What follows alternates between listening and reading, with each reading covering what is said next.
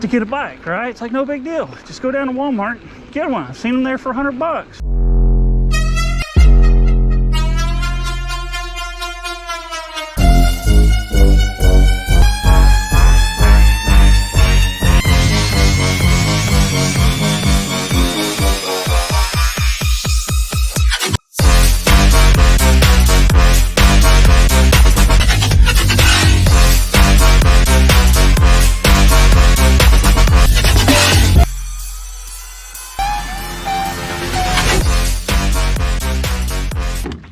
Hello YouTube, my name is Dylan Mobley,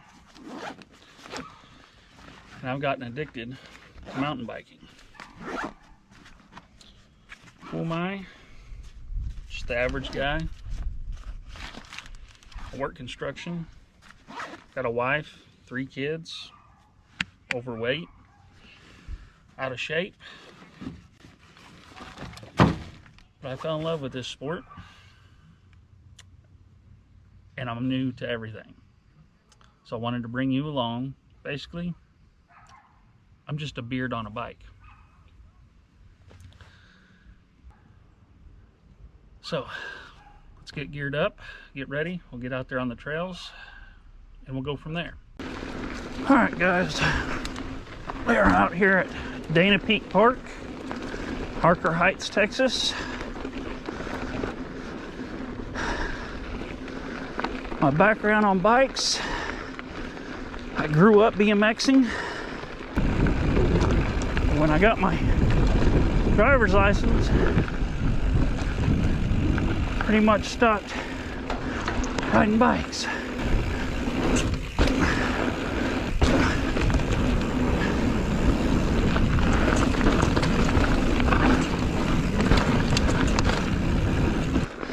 I suck at climbing. I'm out of shape.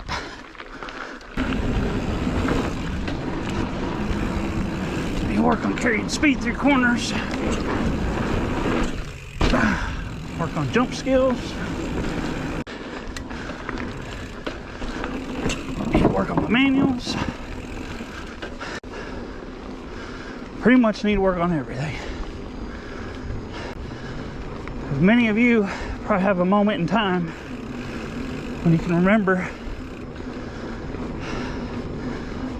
that mountain biking was your thing. You were into it. You were hooked. I remember the moment, the exact moment. So I was sitting back in my easy chair, watching YouTube videos, and I came across this one video. It was of the Red Bull Hardline course, G. Atherton's run. I think this was just a course preview run. I don't even think it was in competition. And this was back in 2014, 2015, somewhere thereabouts.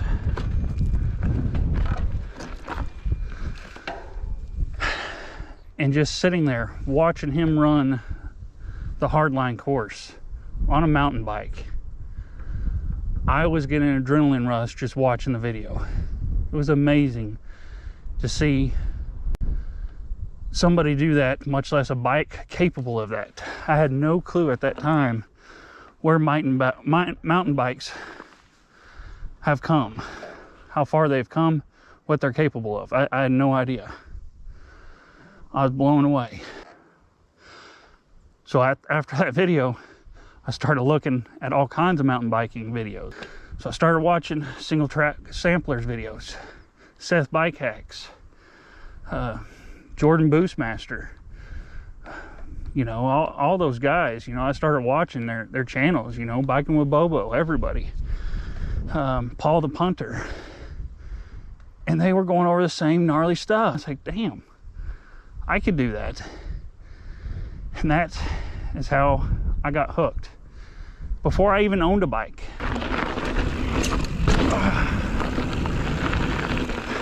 So after I was hooked, it was time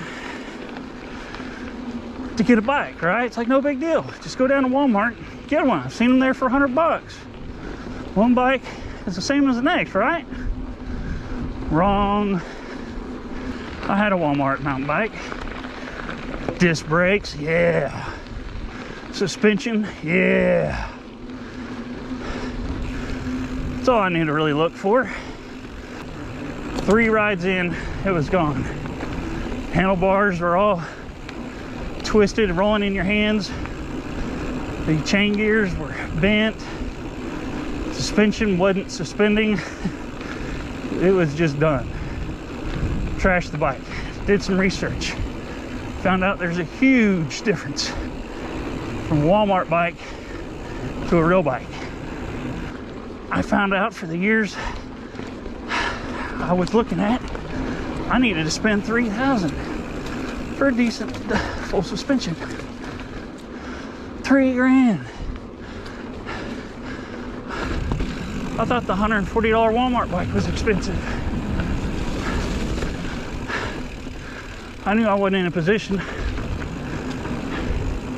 just to go blow $3,000 on a bike. So I did my homework. Lots and lots of research. What bike did I need to get? Well, I came down to the decision you can go hardtail, a lot cheaper. I didn't want to be in a position to buy a hardtail, ride it for a few months, and know I want a full suspension, and that this was something I wanted to do. So I needed to find the bike I could spend the least amount of money on, get the most spec and components for the money, and be something that'll last and not have to worry about it breaking first time you take it down.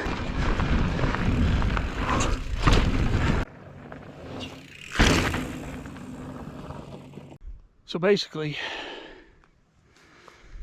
the things that were important to me to have on a bike: wanted a dropper seat post, 1x drivetrain, modern geometry, mid-level spec components, SLX for Shimano, or the equivalent of. Tubeless ready would be freaking awesome. Clint Gibbs YouTube channel promoting giant bikes, Giant Trance 2. Checked all boxes.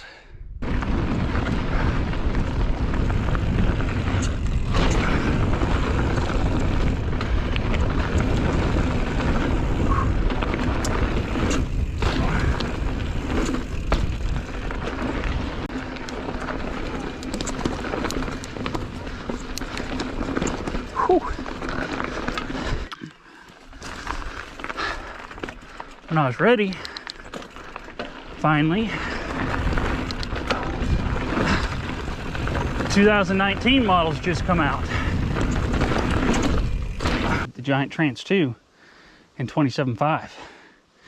And it happened to be a beautiful, stealthy black. And I fell in love. And I bought that bike.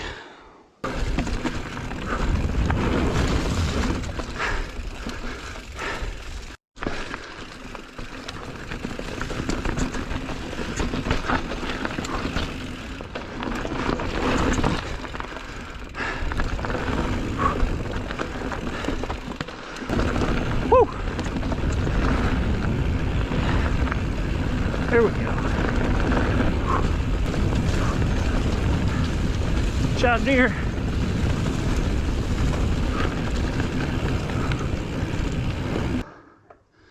So I finally bought my bike.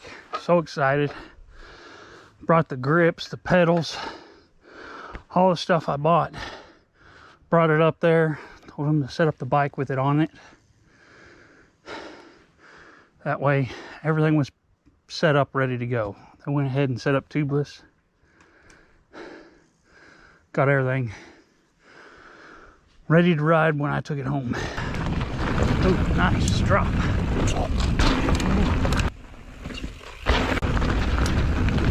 Two drops. Oh yeah.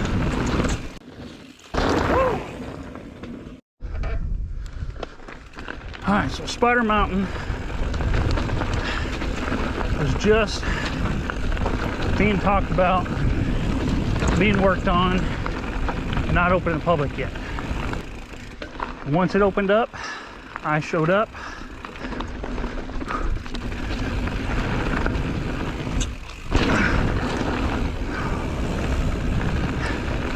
Got on the jump line,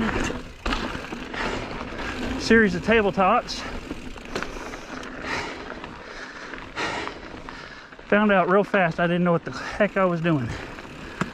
Way over boosted the jump. It's going crooked in the air.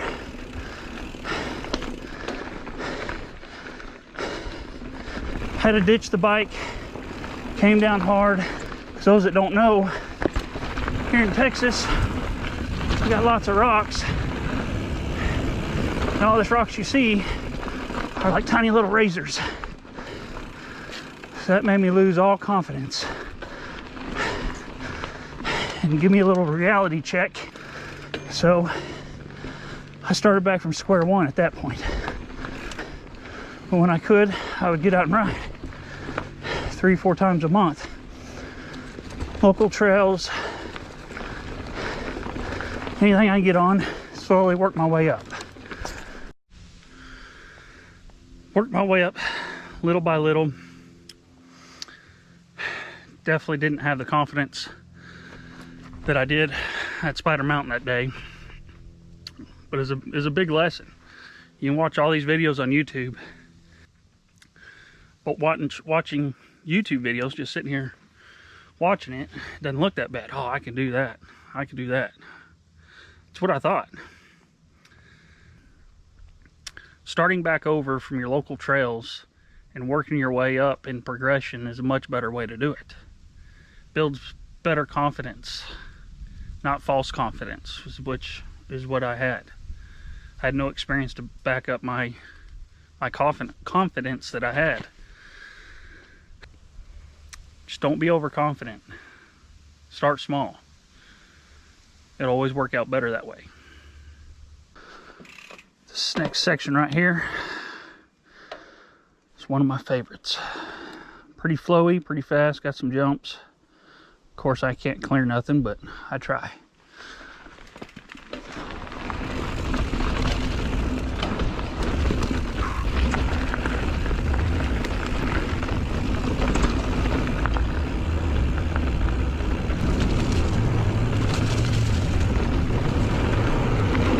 Whoa!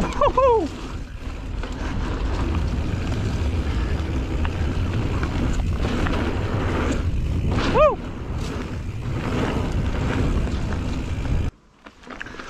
Basically, guys, in this first video, just wanted you guys to know who I am, where I'm coming from, what to expect.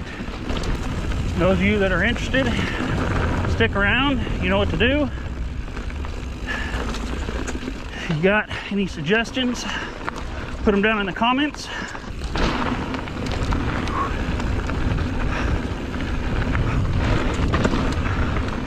Woo.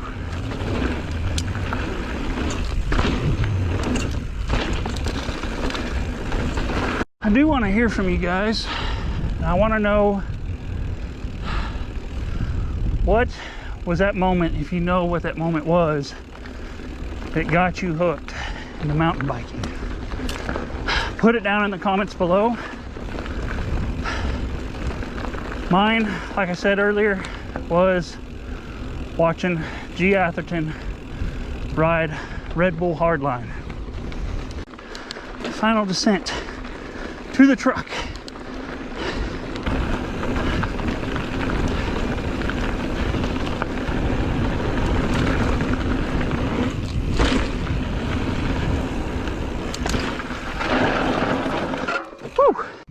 The beard tip of the day. First of all, you got to have a beard to get a beard tip, right? Most guys, a lot of guys that I know, said, oh, I've always wanted one, but just never took the time to get one. Well, that's the tip of the day. Just let it grow. Just get there, commit. Just like there's a lot of things in mountain biking you've got to commit to accomplish. Commit to growing your beard. Let it go, let it grow. That's all you can do. But that's my beard tip for you for today. Tell me what you guys think. Leave some comments. Smash that like button if you enjoyed it. Put in the comments what you didn't like. I'll change. Thank you guys for hanging out with me today. This has been Beard on a Bike, reminding you to let it grow and ride with the flow, as always.